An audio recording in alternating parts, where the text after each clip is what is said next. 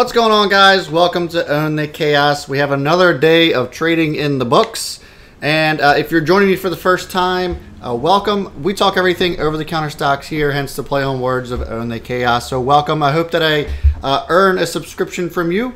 If you are, again, visiting for the first time, hang around for the end of the video. I always like to answer, just have a, oh, what the heck was that? Have a quick... I am over 30, I promise. Have a quick Q&A at the end of the video where we can discuss any of your questions, whether it's relating to today's topic or not. If you're a returning visitor, welcome back. Let's get started on today's trading day. So for me, it was a little bit of a slow day. I was up, nearly $400 or so. Oh, and somebody's already laughing. Ryan, what's going on, man? Yeah, I'm laughing at myself at that. I was trying to just push through it. It just wasn't happening. So anyway, I was up on FVRD, and I kind of just wanted to touch a little bit on why I see value in certain stocks and why I think it's important to invest in stocks that are thinly traded. And when I talk about thinly traded stocks, I'm talking about stocks that doesn't take a whole lot of volume to move it, because when a catalyst arrives, then it will really send this thing flying, because people are going to have fear of missing out and stuff like that, but you're already in and you're set and ready to go. That's why I like to find value in these low floaters or thinly traded stocks. So Rita's tuning in. Hey, what's going on? Glad to have you here. Ryan's here as well. Looks like a little bit of a short turnout. I don't know. Maybe I should stop doing these, early afternoon or early evening videos. I was just trying to do while guys still had you guys in the mood for stocks on the brain still. I wanted to kind of have you guys fresh, but maybe I'll have to change the time that I go live again. So first day sign up for LPP. So congrats. LPP probably isn't going to focus too much on my style of trading, which is why I'm actually going to be coming out with my own lesson library as well. Working on that currently. So Scroggy, hang in there. If you're interested in trading OTCs, I encourage you to check that out here shortly. Market close is a good time. Okay, well, we'll see. What's going on, Rashay? Tyson, welcome. So I wanted to go ahead and share my thoughts on FVRD and why I think that there's potential here. I'm just going to share my screen here real quick. So for those of you who aren't familiar with this platform, it's EquityFeed. I've been talking about it for a few days here now. Been getting a lot of people requesting that I do videos more often with EquityFeed, because in my opinion, I think it's one of the most, it is the best scanner out there that money can buy. And if you're willing to put forth the investment, I think it's well worth the money. If you're interested in using EquityFeed, I would encourage you to check out the link down below in the description of this video. You can try it for free for 14 days, and if you don't like it, you don't have to buy it. There's no credit card you need to sign up or anything like that, but if you do, be sure to use my referral code, which is Brad Smith. You'll get 10% off your EquityFeed subscription.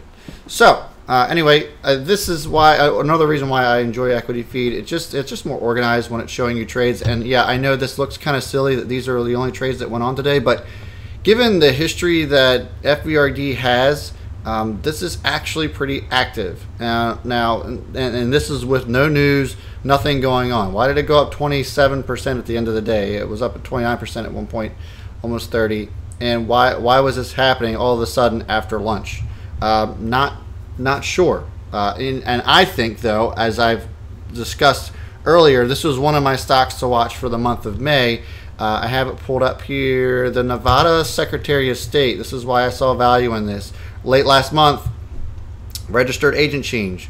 After months and months of just no activity going on and no word from the CEO, nothing from the company, all of a sudden this happens. And then there's all of a sudden buying going on, some pretty heavy accumulation that's occurring, and based off of the history of the stock, in my opinion, I think that it was a lot. I mean, and here's the thing. This is again why I prefer thinly traded stocks, and it's because this is all the dollar volume it took to move this thing nearly 30%. 12 trades and $5,000. Can you imagine what would happen if a legitimate catalyst came out on this? And just to kind of give you a background story, FVRD, when we last heard from them, or we're working on a crypto exchange. We have obviously seen a little bit of a turnaround on the crypto community, and Bitcoin is inching closer and closer to that 5-figure mark yet again. So I think that FVRD is going to become more and more relevant. Obviously, this is a little bit of a longer play for me. I'm not looking to day trade this, but it's just to get you, and it's not even me asking you to, think about buying into the stock or anything, or buying something based off of my opinion. It's just for you to understand how I find value in a stock, and what certain catalysts and what certain clues that I look for when I go and find value in a stock. And that's just it. Sometimes it could be I spot something on a scanner. I have several types of filters out there now that I have shown you guys, and I can show you other ones if you wish, that I use to find potential in stocks. Maybe there's some news that broke out on it, and maybe I'll use that as a future video as well. Maybe just kind of go over the types of catalysts that typically cause stocks to move. But anyway, that's just a brief explanation of how I find value in stocks, why I think thinly traded and low float stocks are important to at least do due diligence on and try to see if there's value there, because obviously this didn't require a whole lot of dollar volume for it to really move. I mean, 30%, that's a lot. It's a lot of movement for not a whole lot of money and not a whole lot of trades. So just watching that one and seeing what comes of it. Now, just going to go over some questions here. Okay. Somebody said your Bollinger Band pattern worked. So Blacksmith, looks like you might have been using the Bollinger Band indicator that I have had previously on my channel. So congratulations on that. Glad it's able to help you out. What do you recommend to bypass PDT? So Daniel's asking about the PDT rule. For those of you who aren't familiar, the pattern day trader rule is a rule that you cannot make more than 3 trades in more than 3 round trip day trades in a 5 business day period. So David, in answer to your question, there's no real way around it. But what I like about the OTC is that you don't necessarily have to day trade. The nice thing about it is that I primarily swing trade all the time. So if you're looking to work your way around the PDT, I think using my strategy would help for you, because you're not going to have to worry about day trading, because I don't day trade. I would have never had to worry about the PDT rule. And so same thing goes for you. Just kind of follow along with us and see if swing trading might be an avenue for you to go down. I know a lot of people don't like holding stocks overnight for various reasons, but for me, I find success holding them overnight just fine, and maybe it'll work for you. So that's one way to work around the PDT. There's no fail-safe way to work around the law, unfortunately, because it is a law. Unless you're trading options or something like that. But get a cash account, swing trade, and have a good day. It's really that simple. Before you know it, you'll be able to day trade if that's really the route you want to go, and I promise you'll be happier for it. Daniel asked, do I only trade OTC? Yes, I only trade OTC. Somebody said I saw that they used FinViz. So FinViz, it's definitely a decent scanner, but in my opinion, it's not the best scanner that's out there. Again, EquityFeed would be that, and FinViz also you can't scan for OTCs, so it's kind of irrelevant for this channel and for those folks who follow me specifically.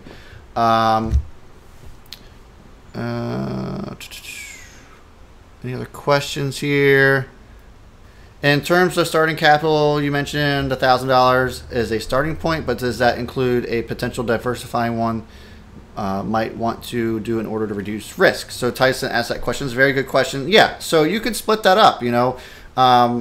It's going to be a little bit more difficult, obviously, the less money that you have, but $1,000, I say this is bare minimum, because you can split that up in either 4 different ways. $250 positions. or you can split it up in 3 different ways. Maybe just do $330 each position and start building slowly from there. You know, it's going to take you some time. None of this is a get-rich-quick scheme. If you follow somebody who does a get-rich-quick scheme, then they probably are trying to dupe you. It's just, you know, the experience that I've had, and I'm sure the others have had as well. But so this is a, you know, slow to start process. But, you know, as you're building your account, you're constantly learning. And I think that's what a lot of us have already done, right? You know, you're constantly learning. And as you're building and growing, you're going to compound all of that. So, you know, take that $1,000, wisely invest, and follow the due diligence that we all do within our own group and with our chat group. And if you're visiting for the first time, we do have a Discord chat group. The link's in the description as well. We all network with like-minded individuals and help each other learn the best that we can. And it's a great community. I love every single one of you guys that are in there. And it's really great, the culture that we built there. So, you know, in answer to that question, I know it was a long answer, but yeah, you know, I think $1,000 is still realistic. You just take $250 positions and split it up 4 ways, and, you know, you'll still find ways to win that way. Do you ever look for OTC in foreign markets if they exist at all? They do exist, but no, I just try to stay away from them. I don't really understand them, and one of the major rules that we have is to never invest in anything that we don't understand. Maybe for later on down the road, it would be something that I could look into, but for me, it's just, you know, I don't bother with it. I make enough money doing it in the U.S., and I just don't need to, I guess, bother myself with one extra thing, if that makes sense. Will dilution show up as volume? Yes. So when a market maker is dumping shares into a stock, especially when you see a ton of volume and the stock isn't really moving anywhere, then that usually means, it could mean that it's being diluted. You know, obviously pay attention to your level 2 and that sort of thing, but yeah, you know, it will show up as volume, usually copious amounts of volume when a stock is being diluted. Any advice for anyone who wants to trade OTC from UK? Good question. I honestly don't know. If there's anybody out there who also trades in the UK and willing to help out, oh, I just lost him. Rita. Anybody wants to help out Rita? Please reach out to her either in Discord. Rita, I hope you are in our Discord chat group, or, you know, leave comments below if you guys are trading in foreign lands. Looking to trade OTCs with me and my group, reach out to her or leave a comment. Be happy to help you, Rita. When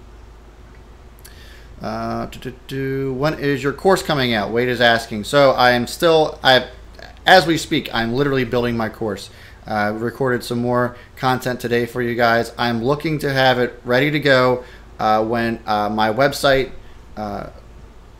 goes live. Sorry, brain freeze there. When my website goes live, it's going to be early June. We're shooting for June 1st to be the start date. If you aren't familiar with the website that I have going on, it's called WeTradeHQ.com. Link is also in the description where you can register your email, and we will notify you the day we go live. And the day we go live will be also the day that my library goes live. So it's all going to be on there. The website's going to be absolutely free. The only thing that you're going to be paying for is the service that is the lesson libraries that we will have. It won't be just mine either. We're looking to have multiple folks on there from different backgrounds and trading styles as well. So it's going to be awesome. Can't wait to get that started.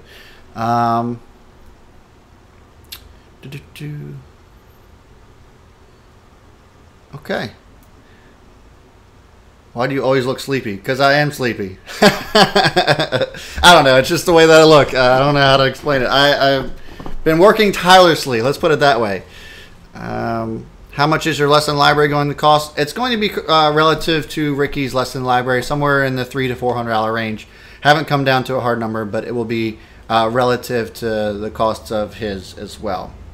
For those of you who aren't familiar with who Ricky is, I know I keep bringing him up. I am also part of the Techbuds-Solutions group.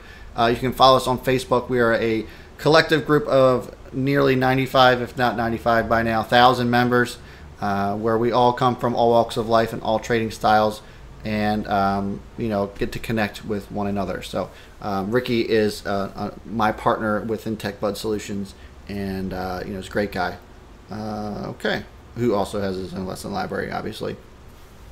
All right, guys. Well, it looks like we are coming to a slow as far as the questions go. And so that is all I got for you guys. I think I covered all the links in the description. Oh, and the shirts. So if you guys are checking out the shirt, see how it says, oh, I am not good at this whole thing. B-Smith OTC. It's got an awesome design on the back. There's also a link in the description for that. If you're interested, there's hats and all kinds of other crap. It's just something that we do for fun. You know, I don't really make any money off of it, but anyway, that is all I got for you guys today, guys. How many times am I gonna say, guys? Such is life on live TV. I am a mess. Okay. Well, guys, as always, I will see you all before the bell. And B. Smith needs a nap. Therefore, I'm out. Take it easy, guys.